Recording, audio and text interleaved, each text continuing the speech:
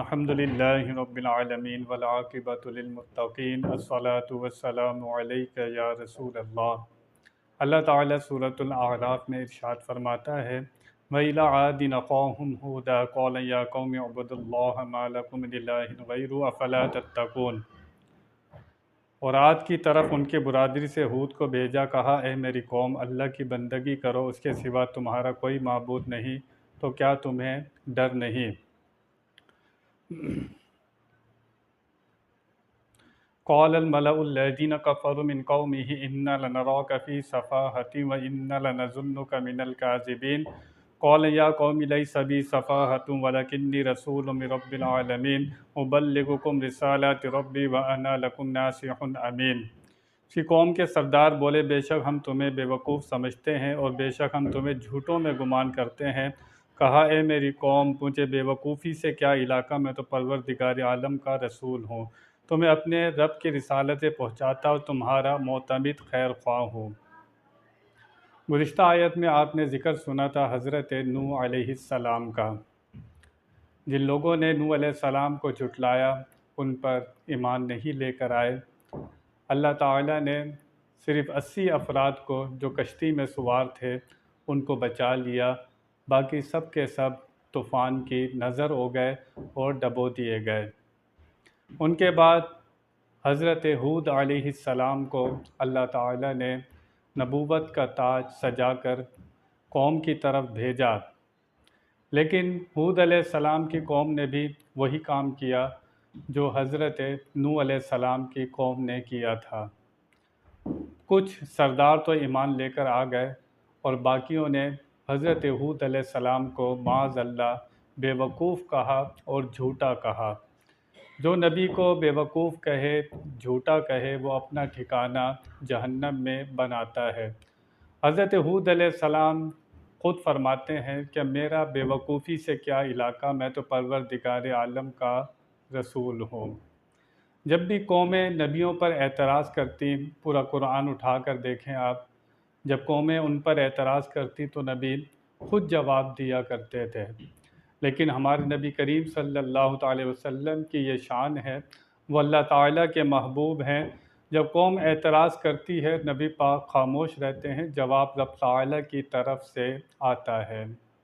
ایک شخص نے نبی پاک صلی اللہ تعالی وسلم کو مجنون کہا، نبی پاک کوئی جواب نہیں دیتے۔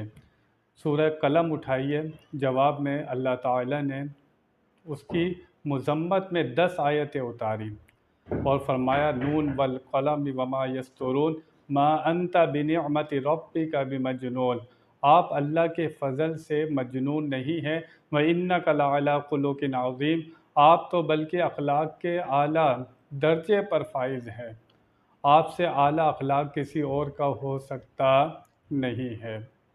مخلوق میں جتنا علم، جتنی سمجھ نبیوں کو ہوتی ہے، کسی اور کو ہو سکتی نہیں ہے، کیونکہ جو نبوت ملتی ہے وہ کسی کسب کا نتیجہ نہیں ہے، یہ اللہ تعالیٰ کے فضل سے ملتی ہے۔ یہ اللہ تعالیٰ کا ازلی فیصلہ ہے کہ کس کو نبوت عطا کرنی ہے، اور جس کو اللہ تعالیٰ چن لے نبوت عطا کرے، اس کے آگے پھر کسی اور کی عقل ویسی نہیں ہو سکتی جیسے نبیوں کی ہوتی ہے، کیونکہ نبوت ایک بہت بڑا انعام ہے جو اللہ تعالیٰ ان کو عطا فرماتا ہے۔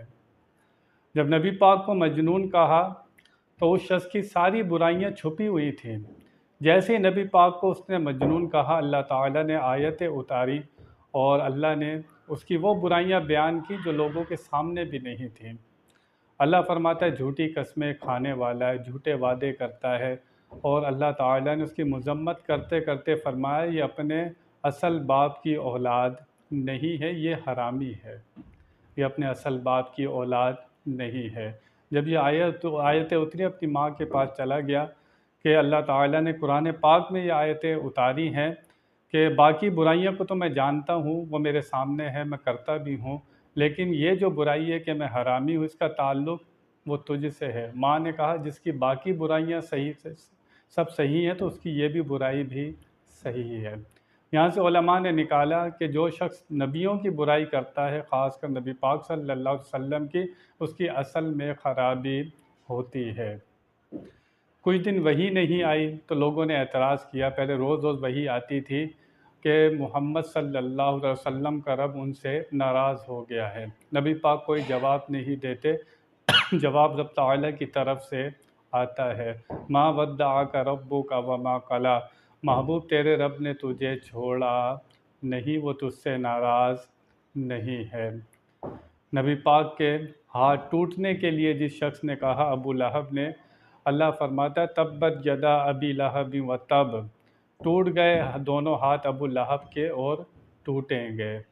ہمارے نبی پاک صلی اللہ علیہ وسلم رب کے محبوب ہیں، کہ ان پر اعتراض کرتا ہے تو جواب رب تعالیٰ کی طرف سے آتا ہے، کہ ہمارے نبی پاک صلی اللہ علیہ وسلم کی ایسی شان ہے جو دوسرے نبیوں کو یہ شان نہیں ملی۔